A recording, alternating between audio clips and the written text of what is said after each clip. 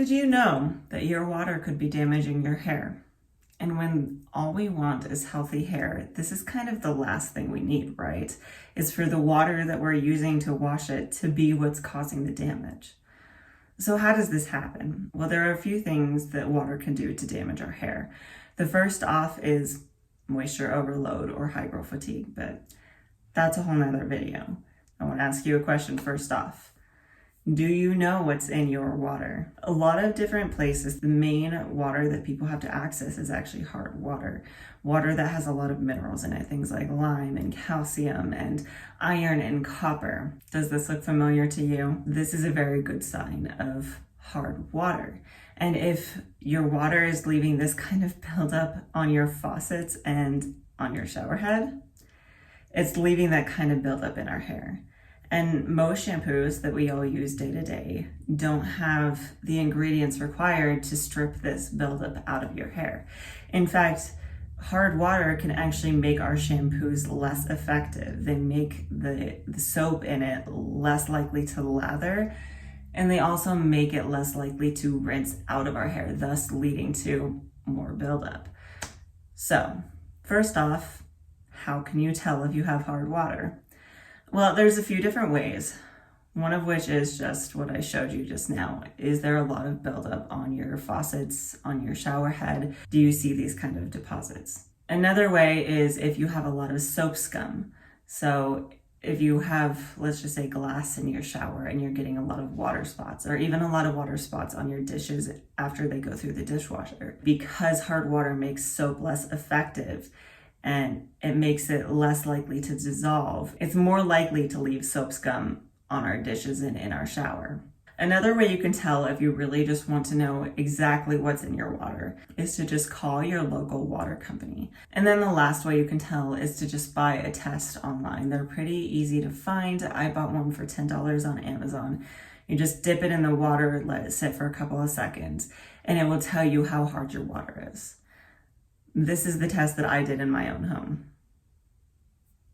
Yeah, hard water. So what's the big deal? I have hard water. What do you do? What does it really matter? Well, I was actually interested to find that the damage caused by hard water actually mimics both protein and moisture overload. So you may think that you're having a hard time balancing your protein and your moisture when it's actually hard water, and it's actually the buildup caused by it. So what are some signs and symptoms of hard water buildup? And how do they compare to protein moisture balance and overload of either one? Well, all of them can cause increased frizz. All of them can cause a change in your curl pattern. All of them can cause you to lack volume, to have dry, brittle hair. I'll leave a list over here that kind of shows the ways that they all intersect. But one thing that the hard water does that neither protein nor moisture balance really do is it's going to, if you have bleached blonde hair, make your hair brassy, or if you just have blonde hair. Another thing that it's going to do that's a little different than the other two is that hard water buildup can actually dry out your scalp. It's going to make your scalp very itchy, and if you let it go on too long and it gets too bad, that buildup in your hair can actually block your hair follicles and cause thinning hair. Now, that being said, maybe this list isn't quite conclusive enough for you. Well, a really good way to know is partially just to know your hair and to know the products you've been using. If you've been using products that have a really good balance of protein and moisture, and suddenly something changes, it could be your water. Another way is if you've recently moved, if you're not getting as much of a lather on your shampoo, it could be hard water. And then over time, again, that will cause buildup. The other thing is just to know your water. Do some of these tests to know if you have hard water so you can move forward and decide what to do, whether it's messing with your moisture protein balance or whether it's targeting the hard water. So now you've diagnosed your curly hair problems. Hard water has been leading to my curl pattern falling out, and it's leading to my frizz. Now what? Well, there are a few different things you can do. The first is just install a water softener. I know, easier said than done. It is the best option, but that being said, if you're renting or if you just can't afford it, this is not an option. There are alternatives if you need them. You can install a filter on your shower itself. I saw these on Amazon ranging anywhere from around $40 to $200. If you do decide to go this route, I would check the reviews, because a lot of them were saying that they work really well in certain areas but don't necessarily work on all minerals. So what is the alternative? Well, there is a subsect of shampoos called chelating shampoos. Chelating shampoos go beyond just a clarifying shampoo, and they actually have specific ingredients in them that help to break down this buildup in your hair. A few of those, and I'll list them over here for you. Disodium EDTA, tetrasodium EDTA, pentasodium pentate, sodium phytate, phytic acid, or sodium glutamate. Sodium glutamate actually only really works well on iron and copper. So if you have heavy metals in your water, these would definitely be good options and something to look for, but may not work so well if your main issue is the lime and the calcium.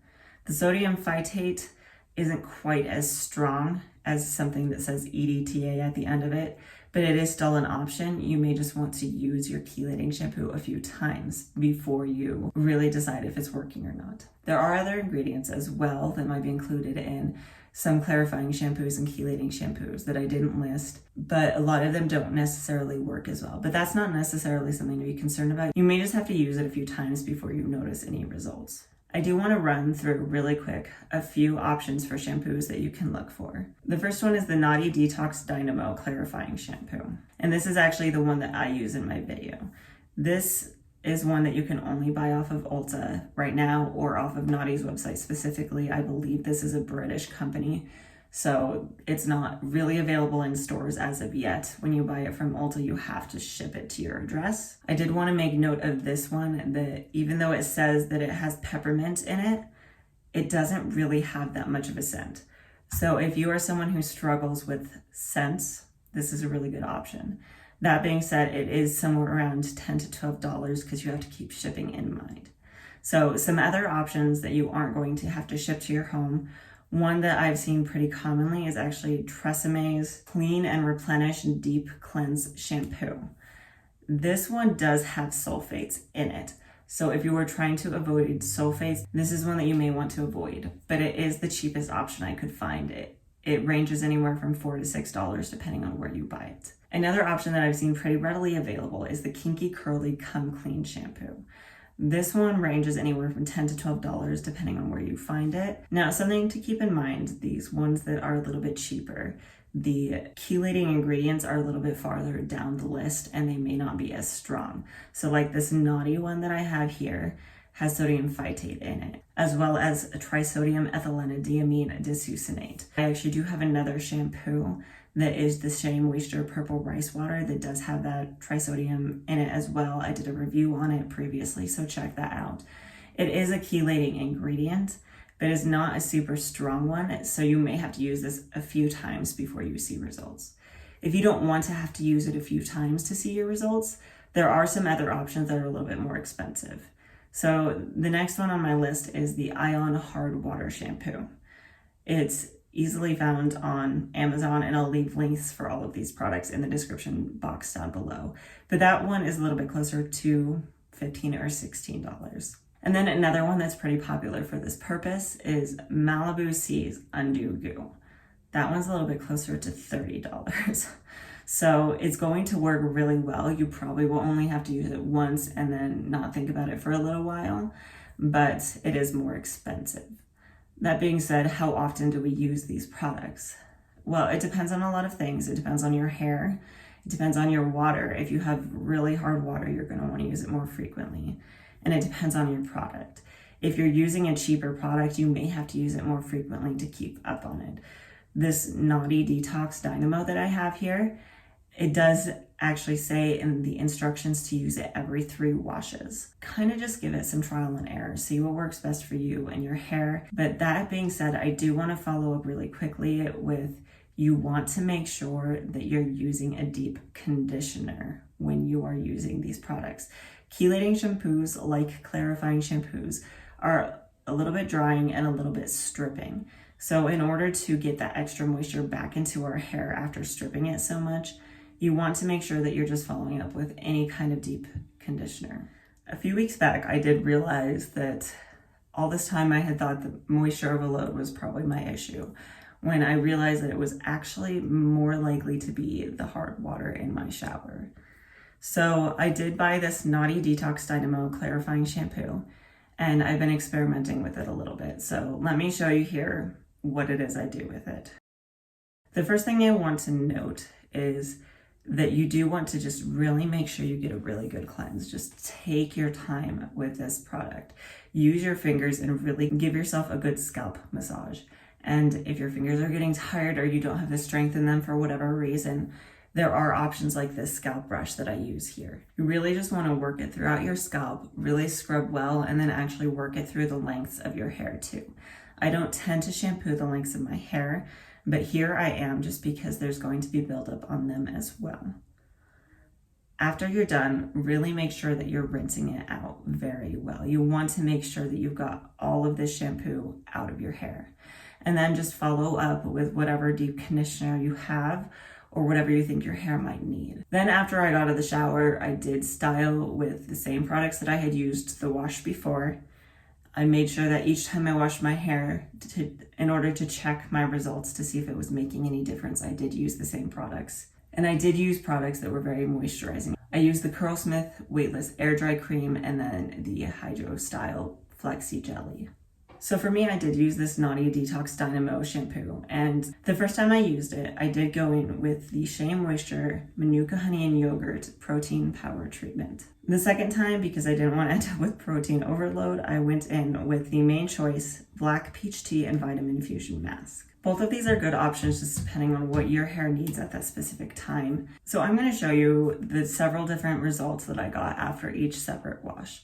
Like I said, I used the same products each time when I was styling, just because I really wanted to make sure that my results were consistent and showed that it was only a difference in the chelating shampoo. You can see here in my first wash, in my control wash, my hair was a little lackluster. Then after my first time using the shampoo, and then following with my Shea Moisture protein treatment, you can see it got a little better, but it still wasn't a ton. And then you can see on my third wash, when I used the chelating shampoo for the second time and followed up with the Main Choice Peach Black Tea and Vitamin Fusion, you can see it actually made a pretty big difference compared to the first wash. In my opinion, it really turned out better. That being said, I do actually want to show you my hair right now. So this is my day 3 hair after that last wash. And I'm going to just get in close here really quick and kind of show you.